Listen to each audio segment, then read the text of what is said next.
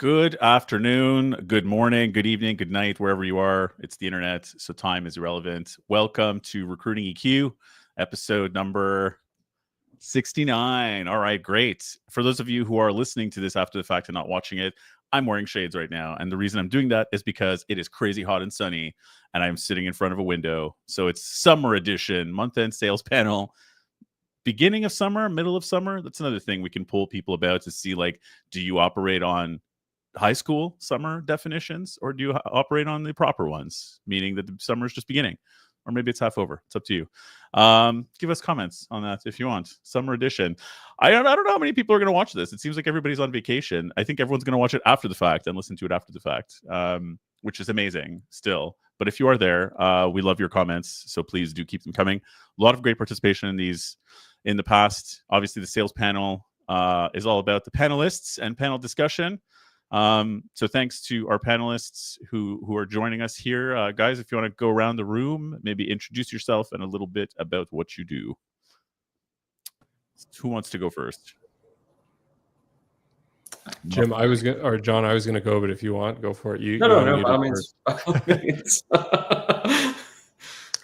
So my name is Garris. I'm the founder and ECD of The Booth, which is a strategic animation company who works with marketing teams and helps them develop, beautiful animated video content for their marketing campaigns. And really, our main goal is just to connect the idea of ideas, ambition, and business goals with strategic video. So that's what we've been doing. I've been doing that for probably the past about 20 years. And the company's been steadily growing over that period of time. So I'm super interested to be here with these guys and talk about some sales and some marketing and, anything else that comes up. Rick's always surprising us. Good. I'm glad I'm keeping everyone on their toes. Thanks. That's the thing. It's all a test. Who wants to go next? I can chime in. I'm Jonathan. I'm the principal at Finlay Consulting. I'm a marketing strategist. I've done in different versions of that marketing across the last 10 or 12 years, and really pivoted to the strategy side in the last 5. And basically, for where I'm at, that's sort of looking at tangible ways of how to integrate the thought process and best practices of marketing into tangibly achieving results. Rather than just sort of going out and saying, hey, let's create some content and get some stuff out there. It's about sort of like, how can we get this to convert directly? So I've been, in the last 3 or 4 months, I've been pivoting more towards that and transitioned out of traditional employment across this past spring, actually. So traditional employment, that's going to be a whole topic for sure today and probably for the next 20 years. Okay. Jim? Hey, I'm Jim Champlin. I'm the Director of Operations here at Choice Staffing. So I oversee our national direct hire recruitment efforts and the Hauppauge Long Island temporary staffing branch. So we're in a variety of different industries, from engineering, manufacturing, supply chain, logistics, and hospitality.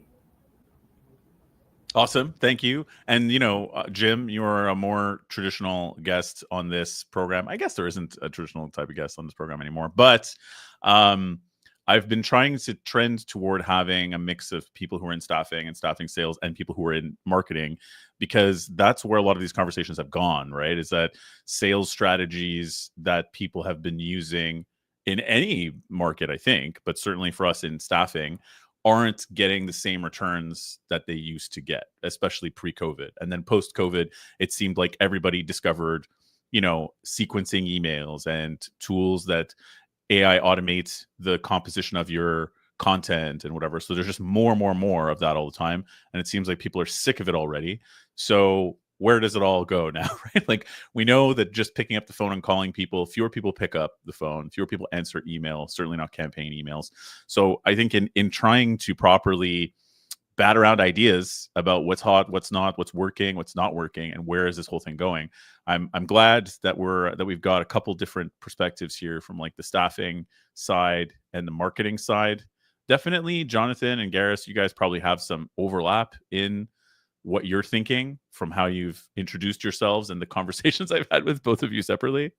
And Jim, I am interested from your perspective. I don't know how much nitty gritty detail you can and want to share about the business operations per se, but in general, where a lot of people I feel have gotten diminishing returns and just like tanked, particularly in things like light industrial and logistics and whatever, which have been very up and down. You've managed to stay pretty consistent. You guys are doing well. You're billing. You have. I have always gotten great feedback from people for you as a sales manager and stuff like that. So yeah, I'm just curious to hear what you think about all of this changing stuff out there. Yeah, and it's definitely something that we're taking a look into as a company, leveraging AI tools, in our sales approach. Right now we're, sticking to some more like traditional sales methods. With the light industrial, you kind of, nailed it. It's been up and down. And, a lot of that, what I'm seeing is, coming from automation. We've had, clients where we might have had 80, factory worker, temps, get laid off, and, the company installed, robots, right? They've automated the entire process to the point where you just need, one or two, maintenance engineers to keep the equipment running. So, the hospitality industry has always been a part of Choice's service offering, but we have started to like lean a little bit more into that because as of right now, I mean, you can't really automate necessarily like cooks or servers at a wedding. I've seen robot delivery services to, like at restaurants, but so we like waiters like at restaurants, but not in person, but just like on the internet type of thing. But yeah, so we've kind of leveraged into diversifying more of our service offerings. Yeah, for sure. And you mentioned, just to touch on that briefly, that like you're going back to some old school sales. Do you feel that like cold calling people is better than email campaigns and in-mails these days? Is that what you mean, or? Yeah, no, definitely. I mean, that's just like my personal opinion and like what I'm seeing, because it does kind of like I do, even for myself, like start to get desensitized to all of the emails that I'm getting. Like I can tell that this was an AI automated generated email. Like, it looks it follows a similar format, so it doesn't really stand out. And, like I've gotten some cold calls, from some of the, from some companies that were trying to do business with us that were like AI tools, and it was kind of welcoming. It was like, great, okay, cool. I can talk to a human again. And yeah, so I don't necessarily think that will ever like go away. I think some of the tactics that we use might need to change, but picking up the phone, calling somebody, still works. Are you guys using video at all? I mean, obviously video calls, right? Like to interview people, I would assume. But yeah, do you use video outreach at all, or videos on LinkedIn, or is that part of your process yet, or not really? Not really, but I know one of our sales guys was playing around with, it was like an email campaign where he could, record a video of himself. Right. I could talk to him a little bit about how well that went over, but I have seen, people trying to explore that a little bit. But I haven't really got a gauge on its effectiveness. Yeah. I don't think anyone does in staffing yet. I think it's so new for outreach that I know that people, like I was using a tool called Source Whale for a little while and another one called Hinterview. And they had this thing where it would like whiteboard. So you could have a video of yourself or whatever, and you could just put whatever text you wanted to appear in the whiteboard and look like it was drawn in there or whatever else. And we're like, oh my God, that's so cool. This is a couple of years ago, right? And then like 2 months later, I got 2 different companies with the same whiteboard as me. And I was just kind of like, yeah, this isn't going to last, is it? Like it's so specific that you're like, oh, okay, it's clearly a template. Its specialness is dead already in 2 months. Thanks, world. Oh, man. Jonathan, Garris, how do you? So this is the reason. Again, I wanted to have Jim sort of describe a little bit what he's got going on. Is he's been doing well, harkening back to like obviously that human element, right? In cold calls, but Garris in particular, you're talking about video, and I think how have you seen video transform or change people's sales outreach or marketing outreach?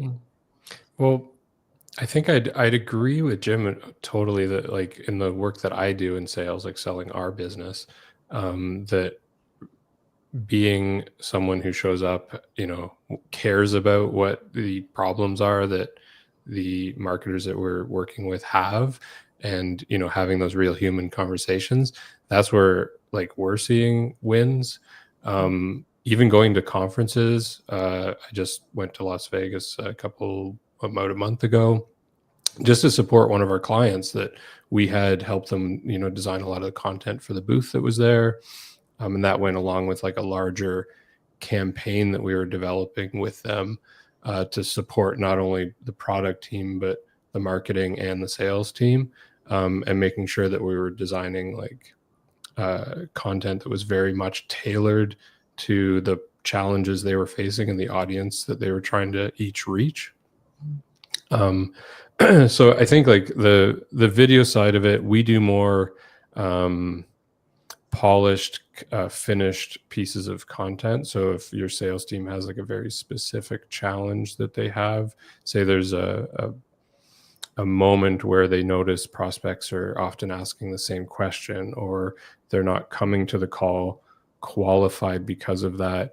A lot of times we're creating material that they can put out ahead of that call so that the prospect can maybe pre-qualify themselves, or maybe have a little bit more of the basic knowledge in place, so that when they get to that call, or when they start using the software, or things like that, they can have a little bit more of an advanced conversation together. So that's how we've been using it with our clients. But like for me, it's odd. We actually don't use a lot of video in the early part of the process. Our portfolio's there as an example, but really it's about that human connection and figuring out like, are we a good fit to work together? Does the person I'm talking to have some problems that I think that we can actually help them solve? Having those real human conversations with them.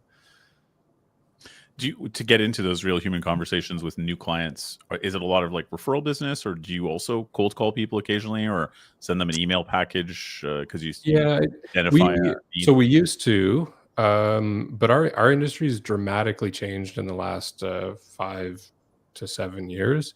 A lot of it used to be companies like mine would work with advertising agencies that would then have the connection to the marketing team at brand XYZ. But now we're very much working directly with marketing teams. So the conversation shifted a little bit there in the way we interact. But it's it's a challenge that we have, but it's something that we're really working on overcoming. Yeah. Is there like a big recognizable video that you worked on that you can share, or is that top secret? Well, a lot of the things we do are with very niche industries. So they might not be like generally recognized. I think the work that we do here in Canada, I think the biggest one that everybody notices is Alpine Credits.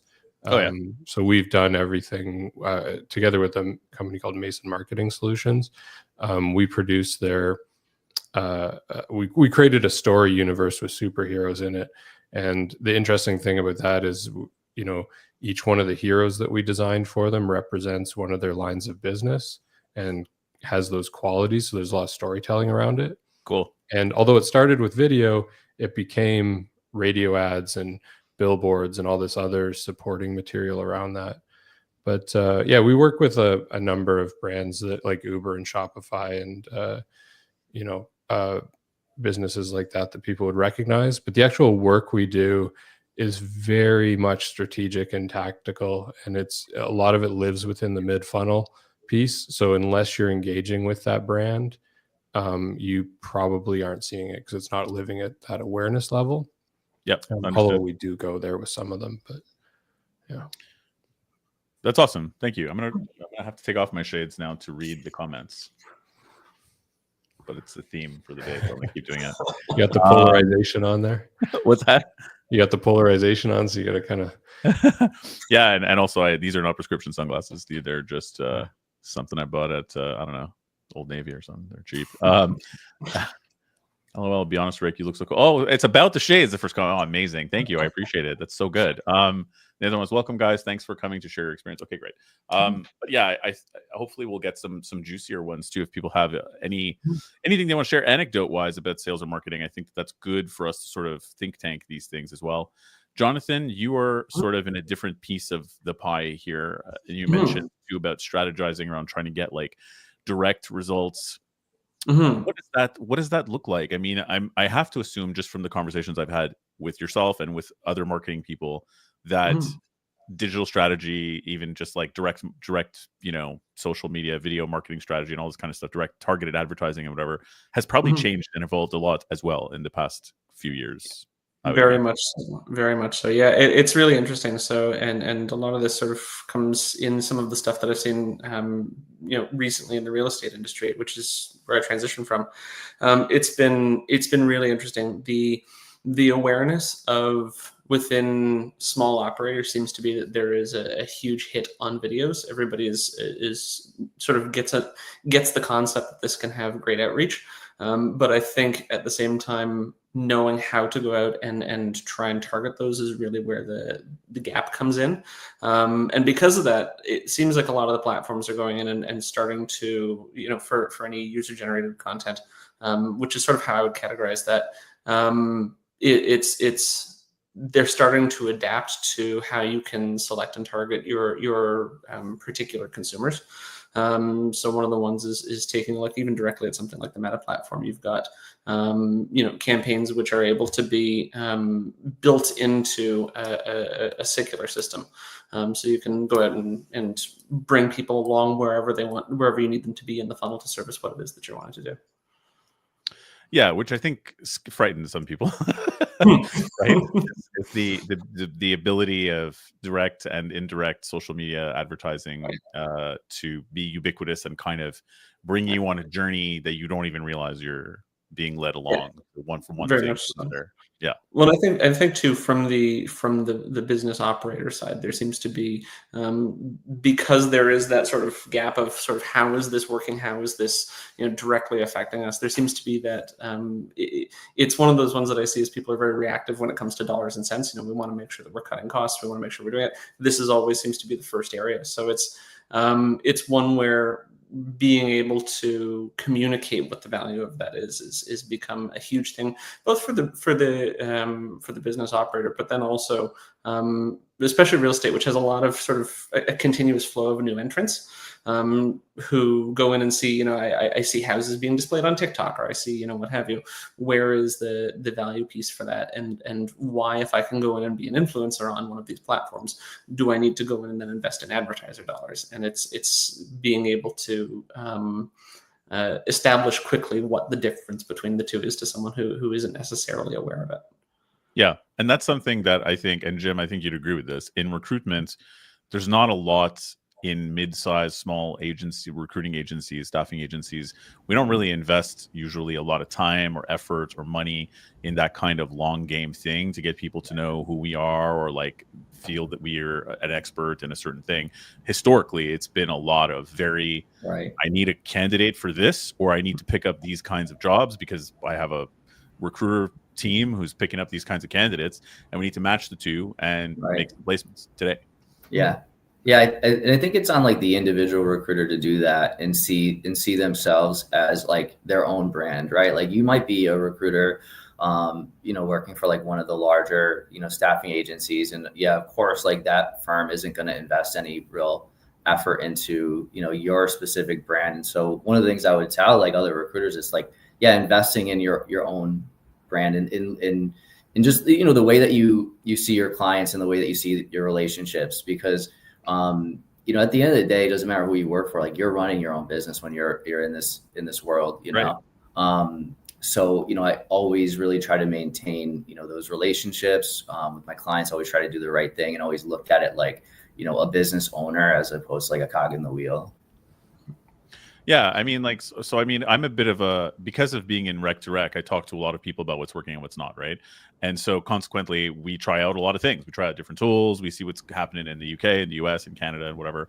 And so I've been we were early adopters, I think, in the scene on video a couple of years ago, like a few years ago, to try to do everything video. And that wasn't really the right move, right? Because it's not always the right thing to do.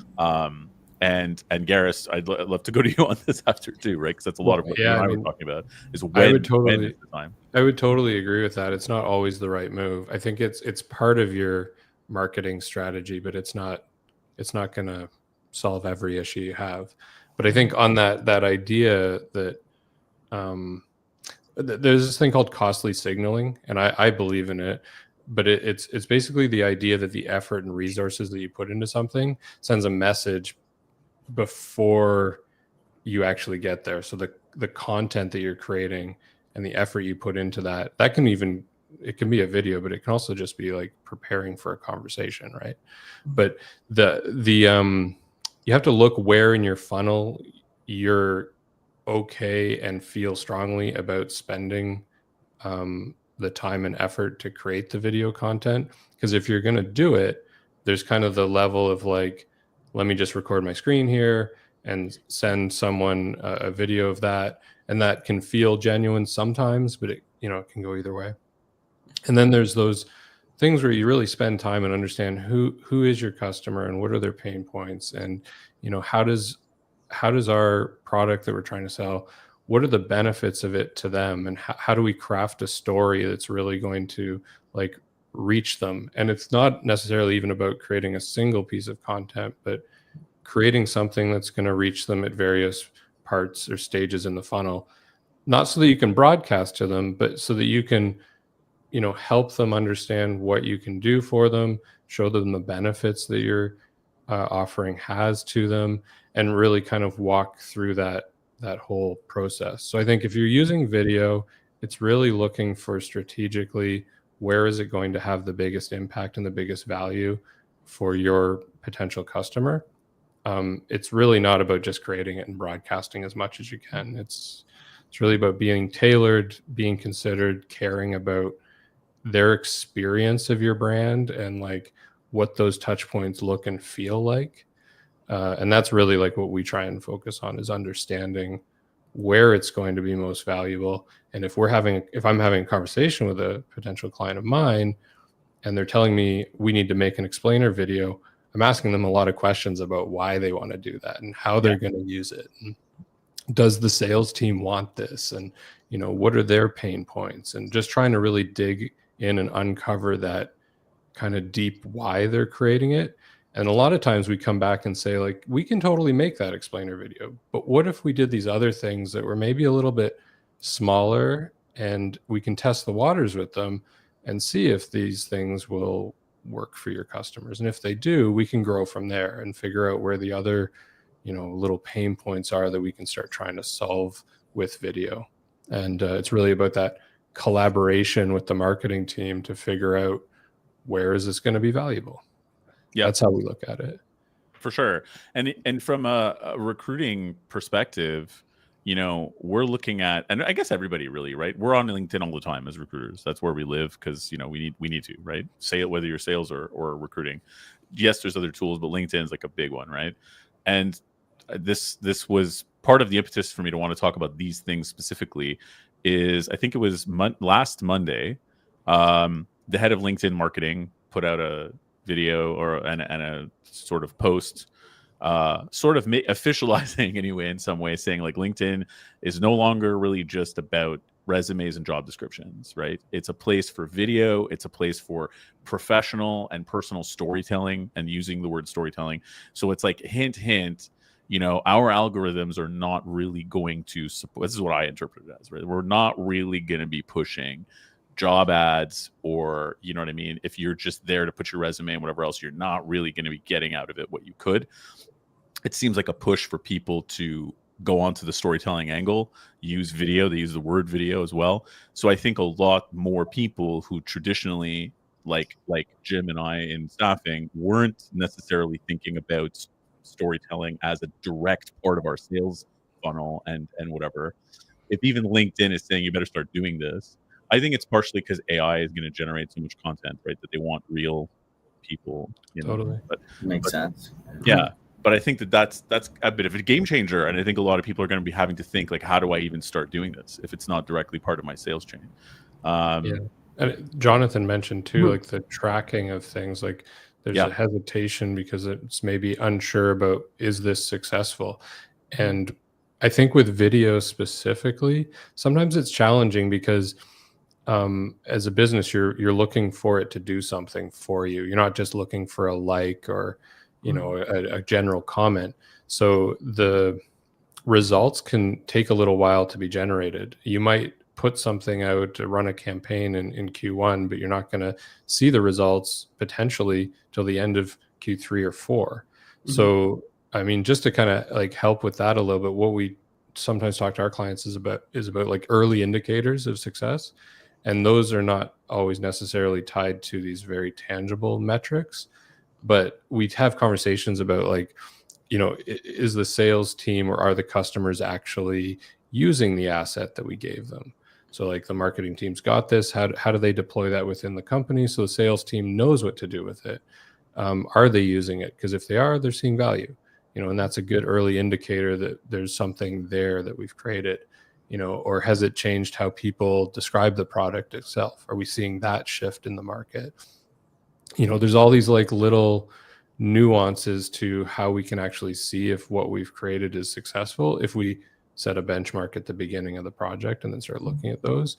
Did it say, even with that sales side, like did it save time in explaining what we do in a sales call? Did that video do that for us? So I think there's a lot of other things you can look at to kind of reduce that stress level if we need an immediate win here, because it can do a lot of other things for you within the organization. Well, and Jonathan, I'd love your take on all this, and also in the spirit of what Garris was saying too about like people wanting coming in wanting a certain kind of video, like, oh, we want an explainer video. We've just decided this, right? But an explainer video is also sort of assuming that people want to hear about what you have to say. What are you noticing? And I think there's a danger too in recruitment of people just being like, we're the best agency that does this. We do this, and we've done, and this is all we've done. But like, why does anyone care about you at this point yet? So I think that what are you seeing the tangible results sort of giving in that world, in the world that you're in? Absolutely. I mean, it's interesting. I think there's that perception of the two sides of the conversation, right? There's the consumer and what they're going to be looking for, and then there's the business and what it generally is looking for. And the business is always looking for the next way to stand out amongst the noise. Everybody's sort of doing this. What can we do? And the perception is, I've found generally, that the consumer will automatically care about what it is that I have to say, and that's been the biggest hurdle to try and overcome. Actually, is as Gareth has mentioned, the first thing is, hey, let's do an explainer video, and you've got something where if you don't have that reason to believe, if you don't have those sort of other assets alongside it. It can be something where even just getting past that first 30 seconds to get people to actually take in what you're trying to tell them can be a bit of a challenge. So like one of the ones that I've generally seen to be more successful, and Gareth, you're mentioning, you get those sort of side elements to feed into it, is bringing in sort of like, think about it like a web page, being able to go to the about section. Let's go in and see what else you've done. Let's go in and see what other piece of content that you've got that can sort of familiarize yourself with, that then brings that person back to wanting to see that type of content. And from the business side, there seems to be a good bit of response there into what people are then saying, okay, now that I've familiarized myself with it, I can better understand and work with the company. But on the consumer side, it's interesting. The one that I've seen there has really been that people are looking for that sort of very fast piece of factual information presented in a trusted way. And there seems to be a lot of qualities that I've noticed around that, rather than being able to say we've sort of nailed the messaging right. It seems much more to be about, hey, how can I penetrate through whatever this person's feed is, or whatever platform they're seeing this on. And for that, it seems to be a real balance between trying to build quality content from an information perspective, and build quality content from a consumption perspective.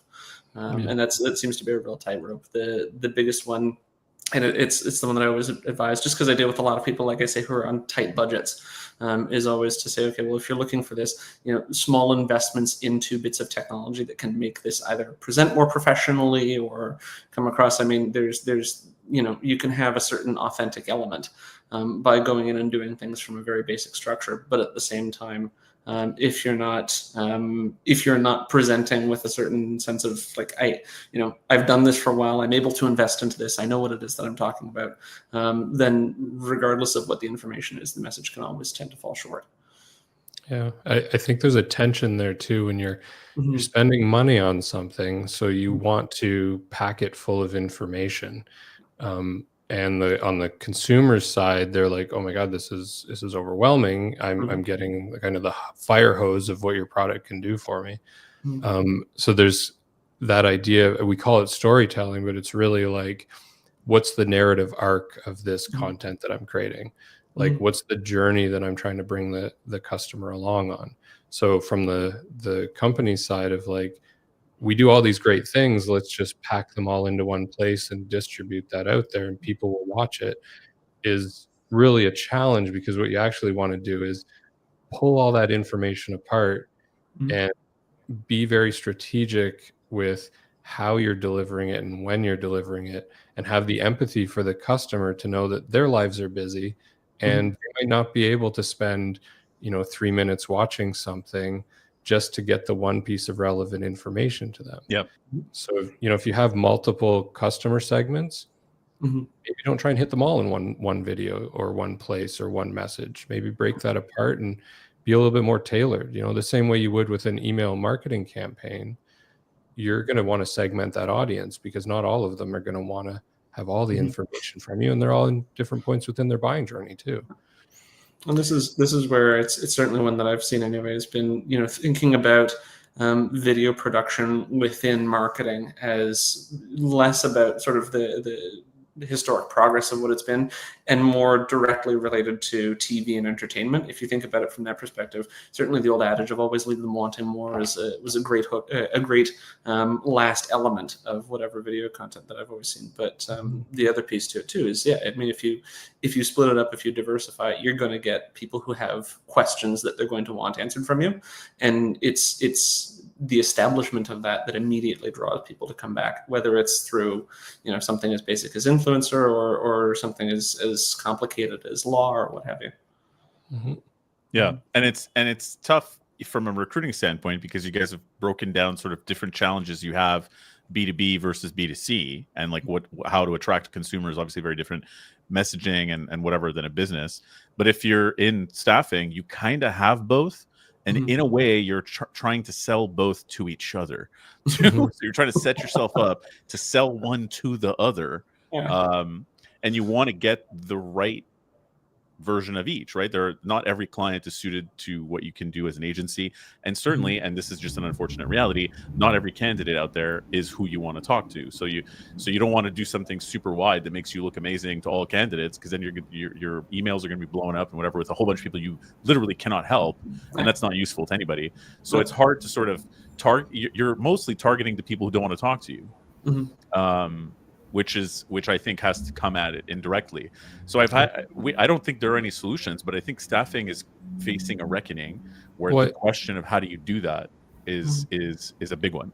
I think there's some questions you can ask, right? So you can say like, where, and this would apply to both ends of that story that you're telling, right? So where you may be losing clarity or momentum in your current approach. So you can start to look at that from both sides and say, where can I see that happening? Where am I losing that momentum in the sale? And then you start looking at what conversations are happening just before I'm losing that momentum. And then you start asking, why is that happening? And you can start to then look at shaping narratives around that to maybe try and maintain the momentum or bridge the gap or clarify something that people are maybe missing. And that could apply to both audiences, or they could have slightly different perspectives on the same problem, and you could approach that with two slightly different stories, but with a very similar framework. maybe there's something like, what kind of belief or behavior do you need to shift, right? So like you've gotten to this point and people are, I don't know specifically for staffing recruiting what the issues might be, but there might be some sort of a mentality about using a staffing company, for sure. And you could dig on what are those kinds of beliefs that people have that already exist, and how can we start to tell them success stories? Maybe there's other, like testimonials are a great example for overcoming things like that. Finding people within your audience that had similar challenges, but you guys were able to overcome that with them, and then look at how those stories unfolded so you can demonstrate that to people that may be having some blockages at those points. So I think there's some tools and ways and questions that you can use to kind of start digging into how to solve those problems. For sure. Jim, Love that. you want Yeah. to take that? Yeah, no, I love that. Really, like with the idea of using the testimonials, the idea of, asking yourself, like, why are some of these potential customers hesitant to speak with me? Like, have they been burned in the past by another recruiter?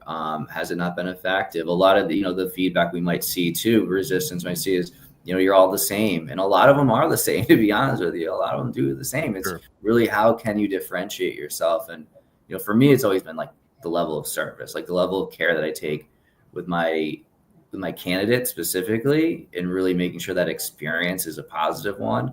Because at the end of the day, anybody can recruit and find a resume and find the candidate. But the real secret in recruiting and being successful is, how do you get that candidate to say yes and start, right? Right. Resume in, two different recruiters' hands, it doesn't hold the same amount of value, right? In one recruiter's hand, yes, they have the resume, but can they, do they create that positive experience? And, are they catching some of those red flags even of why that candidate might take a counter offer or might jump ship for a different opportunity? Are you catching those things early? Are you going to be the one who gets them to the finish line? And for me, that's a big differentiator in what I see. And one of the areas I'd love to kind of explore, like, how do I communicate that to the client, right? Like to them, it's like, well, why is that important, right? Like, I'm getting the resume, I'm the candidate's coming in for an interview, like, does that really matter that much? And when you look at like closing ratios of like really good recruiters, like, yes, how many of their candidates say yes and start versus something goes awry during the process. Yep. And stay at the job and do well at the job. I agree with you completely. I think it's a bit of a dying art that, the idea of active listening and empathizing with the person, finding out where are they coming from, what are they about, what makes them tick, what are their real, like, again, pros and cons. Maybe there's a red flag, but the red flag doesn't matter at this other kind of company. And like really getting people to open up, right? So you have to establish trust, right? Then you have to actively listen, and then you have to empathize with their situation. I'm hoping that because of the whole AI question, people will start to look around and go like, oh, okay, I can see the difference when an AI has done the interview, which is a thing that exists now, right? AI agents for talent acquisition are spreading all over the place. In fact, we had a company on here a couple months ago with the CEO of a company called Juicebox, who was launching their own, not with a human avatar, mind you, because he's not trying to replace humans, but there are several that exist. And I think that the lack of things like empathy, active listening, sure, it's programmable, right? But then what do you do with that? How do you empathize with a person and go like, yeah, I hear you in your pros and cons. I think you'll be better off here. And you got to do the same thing with the client, right? Those human factors aren't valued at all right now. I agree with you, by most agencies, Jim, by most clients. Like they just don't care. But I think that soon when you see them when they're gone, I think you'll miss them when they're gone. Yes. If you have people that are doing that properly. Yes. Yep. Yeah. But it is interesting. How do you articulate that, right? How do you say, hey, by the way, like, be a good listener and an empathetic human being, and that has value, when everyone's like, no, it doesn't right now. It's a giant question. It's a bigger question, I think, than most people give it credit for from a marketing standpoint, because it's industry wide. Mm-hmm. Well, if I may, that's actually, it's interesting to hear that that's such a challenge in recruiting as well, because I can certainly say from everything that I've seen, it's trying to, because it creates a lot of noise. In fact, I was frustrated by something that I saw on social media today, where someone had gone and posted an announcement about an F1 team that's coming out, and the announcement, you can tell it uses all of the hallmarks of AI writing, and this is a professional, formal team that's supposed to be doing this, and you say, well, great, I'm completely dismissing that information.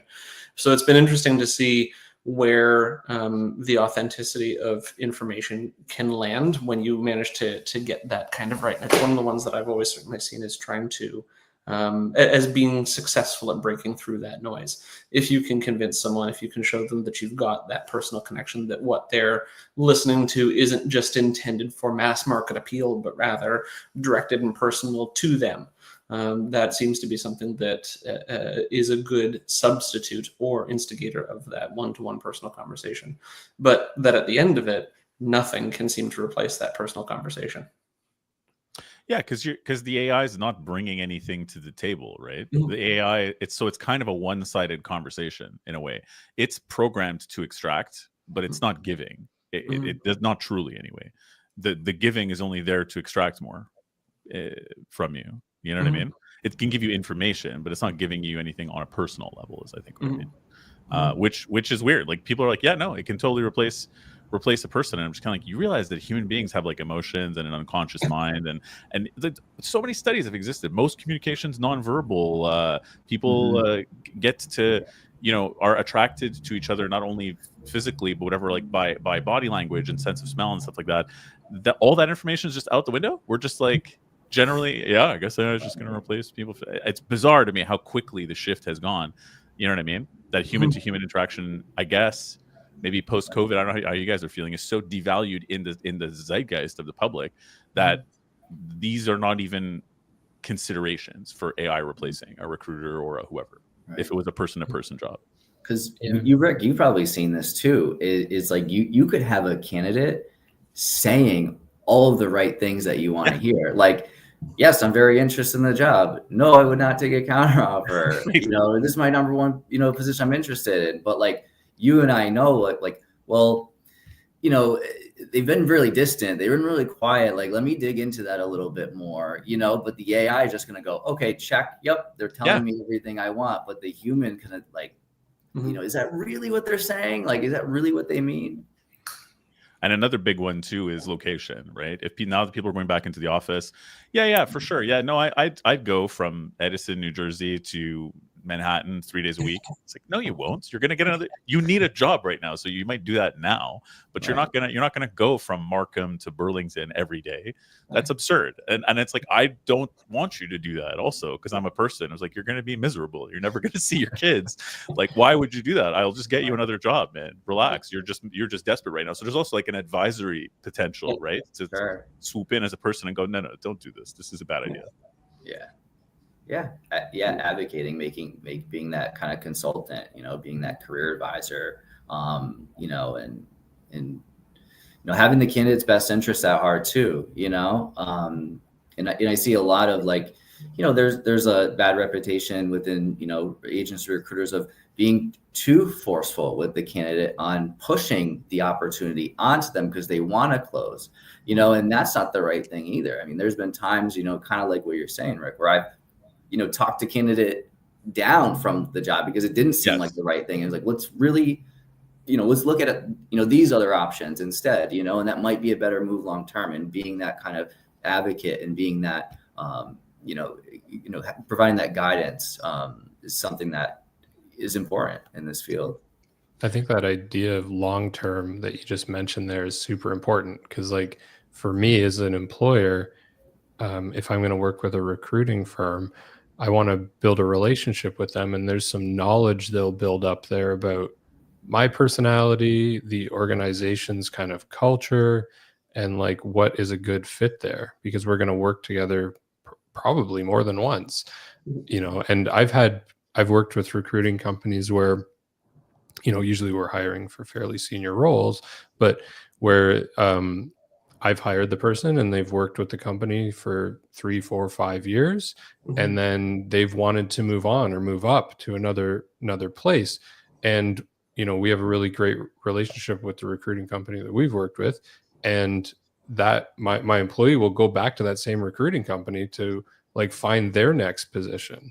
So I think that idea of that longevity and the relationship and those human qualities that are learned over time on both sides of the coin are very important. And I would never use anybody associated with AI to do recruitment for the types of roles that I'm hiring for, purely because of that, because I want that history with them and that ability to call them up and be like, hey, I'm having this problem, or this is what we're thinking about 6 months from now. Can we start putting together a bit of a plan or have some conversations about what that looks like? That's really hard to replace with like a generative LLM, right? Situation. Absolutely. For sure. And I mean, I'm sure you guys are also seeing something similar, like Jim, you mentioned about, suggesting to the candidate that maybe it isn't the best job, not pushing too hard, or like not coming at people too hard because there's a pushback. Are you guys in marketing feeling the same thing, that people have been so over marketed to lately that the level of, hey, let's be pushy and salesy or whatever in your face has to go down to not just turn people right off in the first place? Yeah. Transactional sale is out the window. You're not doing that anymore. It's not happening.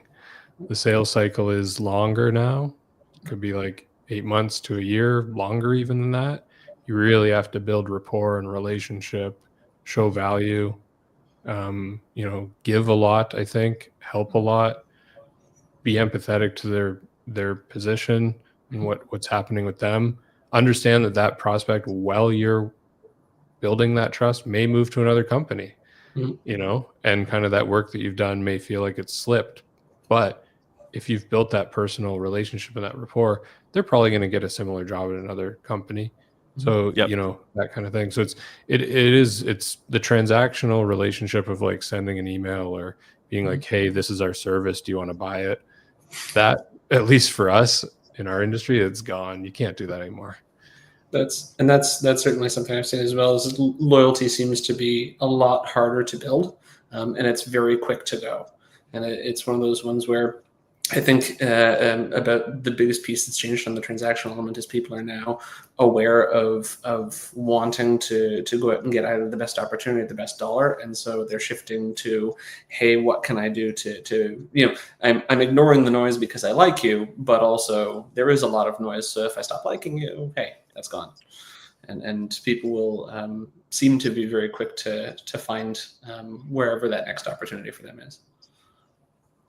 I think that's interesting though, because I feel like there is that element, and I think that using like LinkedIn or whatever as a recruiter, let's say, Jim, you were saying this before, that the individual recruiter probably needs to be up to them to think about their brand and how they treat people.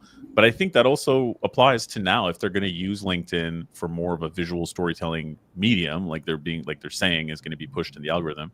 I think that maybe it's about finding the courage to just sort of be yourself a little bit, right? Because if people relate to you and like you, then they will get back to you when you reach out to them. You know what I mean? Sure. That's a tough one though, right? How much of yourself do you put out there? Where you know what I mean? Like, yeah, it's scary. Professional storytelling medium, but your best bet as a recruiter is probably to be yourself a little bit.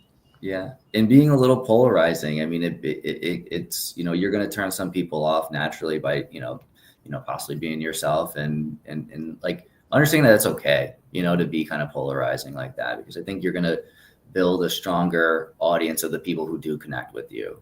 Yep.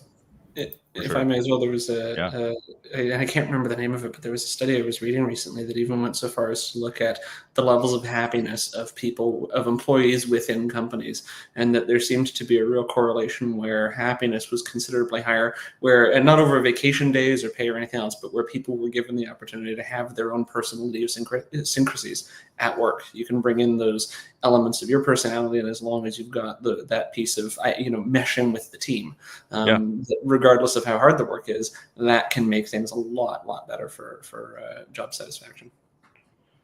But so there's this interesting then two streams happening at the same time, right?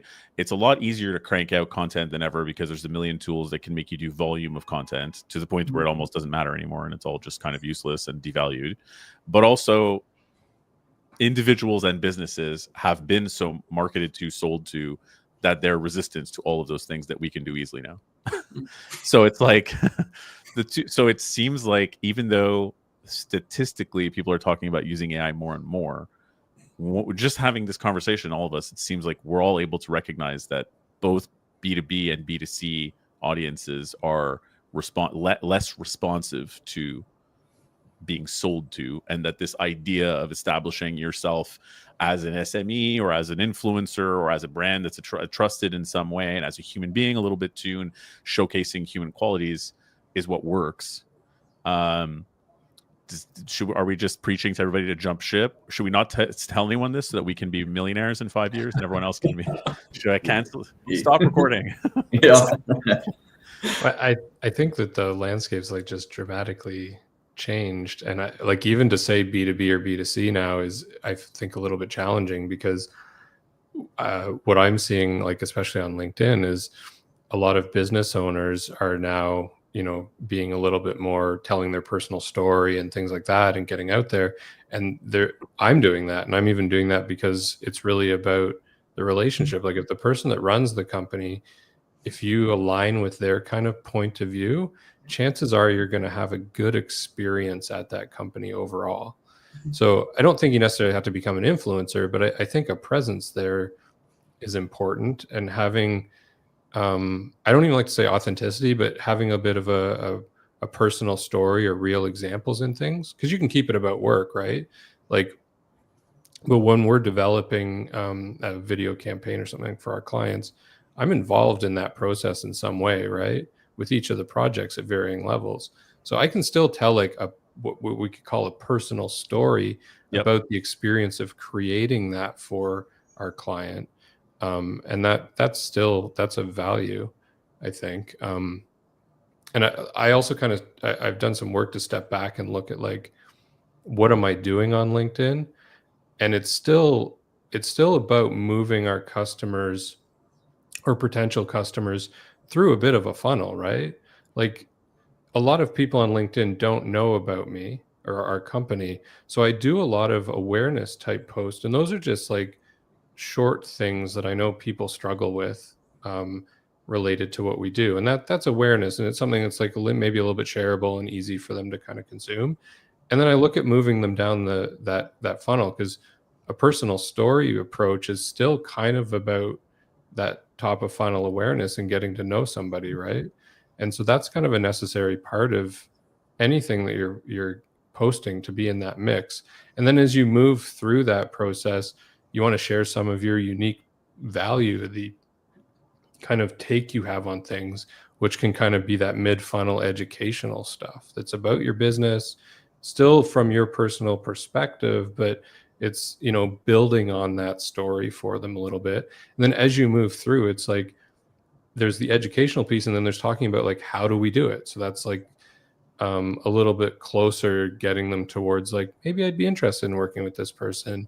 I'm now kind of learning how, like the under the hood of how they do this thing. And then you're really looking at the last kind of thing is like that conversion post, which you probably want to do the least often, because that's the cringy one that everybody's like, oh, they're selling to me now. Yeah. How dare they betray me and other stuff, right? You can ask every now and then, like, hey, I did this, or like, if you guys are looking for this kind of service, like, let's connect and have a conversation about that. But that should be like the smallest thing you do, right? There's like the 80-90%'s the giving portion, the warming up portion, and then the conversion one is like it's the little one that you're like, I've done all this stuff, and by the way, like we do it and we could help you, you know. But I think a lot of people focus on the end one because it feels like a quick win, but they do it over and over and over again for a really long time. And then you're like, I don't want to associate with this person anymore, right? You'd be surprised how much advice I have gotten or seen given. And this is, I'm obviously not going to name any names here. And I think these are very successful people who maybe make more money than me, who coach, you know, small businesses and whatever else and say in some cases sort of the opposite, right? Like if you're going to do video, make sure it's worthwhile, have some sort of tagline at the end, have some sort of link, have some sort of partnership thing, have a call to action in every video, have a, you know what I mean, in every post or whatever else. And I couldn't disagree more. But then again, I am, you know, I came into staffing and recruiting very late, and I came from the music business. For anyone who listens to the show all the time, we're like, we know, Rick, Jesus, could you stop talking about it? You came from the music business. But at the risk of repeating myself again, in the music business, it's the total opposite, right? Like it is the least cool thing imaginable if you're in a band to be like, buy our stuff. Or it was anyway for years and years. Now less so, because musicians have to really champion themselves. There's no record label, whatever. But the whole structure was you have a label and your managers take care of that. You're the cool one who only cares about art and whatever, and that's how you gain trust. So there's an element of that I think makes sense in nowadays market, right? Like your personal brand can't just be give me your money. You know what I mean? It has to have more to it than that. Mm-hmm. How do you feel about the friend in your friend groups that's just asking you to do something for them all the time, constantly? Like, can you do this for me? Can you do this for me? Can you do this for me? That's what it is. If you're out there marketing yourself, just constantly asking for stuff from people, you know, it's like you gotta kind of, it's a bit of a give and take there. Like show up, care about what their problems are, show them how you can help them with that, without always saying like, now give me some money. There's an element of sales, though, that I feel like that people have called professionalism, which is kind of hiding all the human elements, hiding all of that stuff, and being like in recruitment, for example, if you're reaching out to candidates, saying nothing about yourself, being like, I have this job. You probably want this job. Let's only talk about this job. Or if you're on the flip side, you're talking to clients, like, I have this candidate. This has nothing to do with me. Don't look at the man behind the curtain. Just look at the candidate. You want them, and that's it. And I've had people have been encouraged to do that, I think, to a large extent. Even in big executive search firms, and this is no, again, shade, but in the biggest firms, there's so much pomp and circumstance and endless reports and whatever else to justify charging these giant fees in this sort of old school method. And obviously that works in some areas. You need to do that stuff, right? But I almost feel like, is everybody just getting sick of this? And can we be a little bit more again, human, polarizing, and all this stuff? Like, hopefully the AI conversation can push the global sort of sales approach away from hiding the human elements of things behind features and benefits or problem solving only, you know. It is interesting because it's one of the ones that, and you know, I always like, I like the experience in real estate just because it's a great example of a microcosm of continuously transactional relationships, and in particular where that relationship that you might build, someone's only transacting once every 7 to 12 years. And so you've got this group where, you know, I like to refer to the agents as, you know, you're a professional friend. Your job is, this is real estate, and yes, you're working hard to get the business and all the rest of it, but at the end of the day, the person that you're dealing with, because they're dealing with something that's emotional, whether that's, you know, buying a house for a real estate agent, or, you know, you're running a textiles manufacturer and you're worried about your company, you know, succeeding across the next 5 years, whatever the case is, you want to know that the guy across the table from you really cares. And it seems like the connection there is best served when it's some version of like, hey, is this someone I can sit down and have a beer with? Can I share my problems and talk to you and know that you've got my back, type of thing? Yeah, I mean, that's huge. Mm-hmm. I think that obviously there's a lot of tectonic plates moving in the job market in general and in like selling to people. But I can say that as somebody who's been, for example, doing a podcast and doing video content for a long while, many people still ask me about how it's monetized. And I'm like, it's not by design. Like intentionally, it's a live podcast because I want it to be future forward. Anybody who's doing video right now, I have it on pretty good authority that if you're doing pre-recorded, you're going to be lower on the totem pole because people always question if you made it with AI or if you're real, like down the road. That's going to be a thing. So being live is sort of part of it in my hope to whatever be future forward, but it's not monetized on purpose because, again, I feel like people are allergic to a sales pitch. but maybe I'm wrong. Like but certainly where I feel that and I don't know if you guys see the same thing in marketing, or Jim, if you feel the same way about this too. But what happens from whatever content I put out there is that people that I target are more likely to get back to me. And when they do get back to me, they kind of know me a little. So to your point, Garris, I don't have to explain who I am a little bit. They have a sense of who I am already, and so on. And there's a pre-relationship that's formed based on the content because it's kind of personal. So it increases my outreach return, and people know me a little bit, so it quickens the relationship building process. But that's about it. Totally agree. Yeah, they're more likely to pick up a call from you or respond to an email from you, having seen you and know you and looked at the content that you put out. That's huge. There's a before we wrap this up, there's someone who told me about a company that had started in California. It was like sort of an auction. Like, I'm a really good high-end candidate, agents. You can pay $20 or whatever else to bid to be this tech and things like that. It was in California. Thoughts? I mean, that's just like to go out to the market and be like, who wants to represent me? Who wants to be like my sports agent, basically, right? Like, convince me, change my mind. Yeah, I think you'd have to have something pretty unique for people to be drawn to that. It's an interesting definitely for sure. It's interesting. Getting exclusivity. I guess it depends on how placeable the candidate is. I mean, these are people like 200, 300K salaries and up, right? But it's just, to me, it's it smacks of all the wrong things, right? It's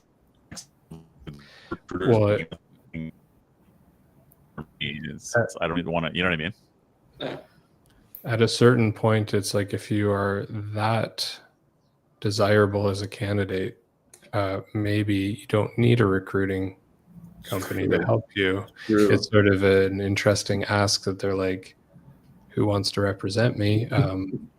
Because like I had an experience with a colleague of mine who was let go from a business, and because he was so active on social media and having these personal connections, it was kind of the other way around. He was immediately doing interviews because people wanted to hire him so quickly. So I think there's something to be said for, if you're putting yourself out there and making those connections, that you just are a desirable candidate. So I don't think you have to approach it that way necessarily. 100%. Well, thank you very much for being on, you guys. This was an awesome panel. Time flew. I had to take off my shades to see what time it was, but then when I did, I realized it was over. So thanks a lot to all of you. Thanks to everyone who's listened. If you're going to listen to this after the fact, feel free to reach out to any of us. You can get this podcast. If you go to a podcast distribution network site of some kind, channel, and you cannot find it, let me know, because it should be everywhere. Thanks a lot, everybody, and see you next Wednesday. Perfect. Thank you. Okay, well, see you guys.